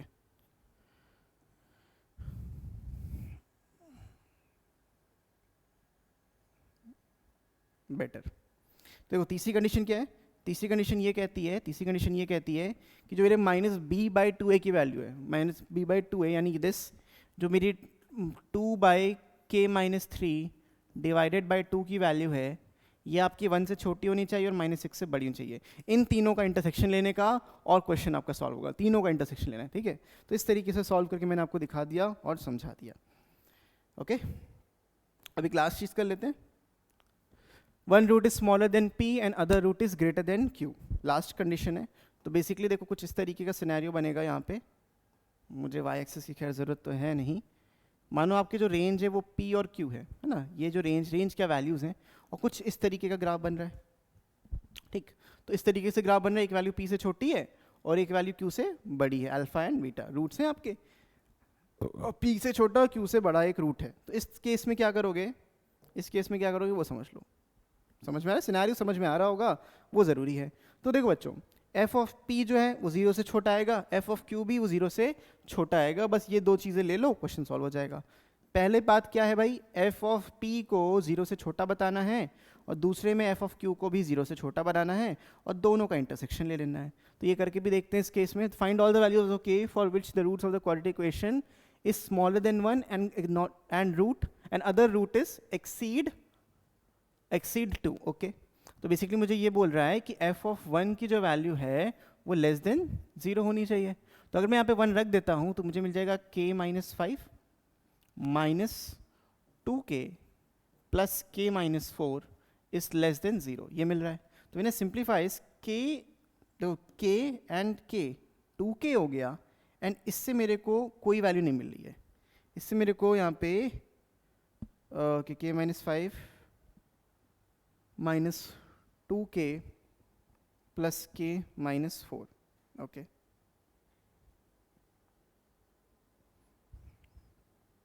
तो इसका fx प्रॉपरली अगर मेरे को क्रिएट करना है, k-4 हो गया। ओके x की जगह वैल्यू रखनी है बस, और कुछ नहीं करना। वेट सेकेंड, तो इसको ज़रा प्रॉपरली फॉर्म कर लेते हैं। इस fx में जो मेरा रू वो होना चाहिए 1 होना चाहिए। तो x² minus 2k upon k-5 plus k-4 upon k-5 होना चाहिए, ठीक है। ये मेरा fx है ना। क्वाड्रेटिक इक्वेशन बनानी है तो ये मेरे को बनाना पड़ेगा। This is how I make such equations. Okay समझ में आ गया, क्योंकि मैं 0 तो नहीं कर सकता था वैल्यू को, तो इसीलिए यहाँ पे मैंने इस तरीके से काम किया। अब मुझे करना क्या है, ये fx मैंने बना लिया, इस f ऑफ 1 लेस देन 0 लेना है and f of 2 less than 0 लेना है, और इन दोनों का कर लेना है इंटरसेक्शन। इन दोनों का कर लेना है हमें इंटरसेक्शन, ठीक है। अब इंटरसेक्शन करके देख लेते हैं बेटा कैसे आएगा। लेट्स से f ऑफ 1 निकालना है मुझे, f ऑफ 1 निकालना है, तो ये हो जाएगा 1 स्क्वायर माइनस 2k, x से अच्छा इधर रखो, wait, minus 2k upon k-5 and plus में k-4 प्लस में k-4 अपॉन k-5। तो एक्सप्रेशन लिखने का जो तरीका था वो तरीका यही है, आपको करना पड़ेगा। तो व्हेन यू सिंप्लीफाई दिस, यहाँ पे k-5 नीचे आ जाएगा, ऊपर भी आपको मिलेगा, देखो यहाँ पे k-5 minus 2k plus k-4। तो यहाँ से जो k की वैल्यूज हैं वो कट जाएंगी, और यहाँ पे -5 -4 आपको 9 बना के देगा, है ना, -9 बना के देगा। और this must be less than 0, this must be less than 0।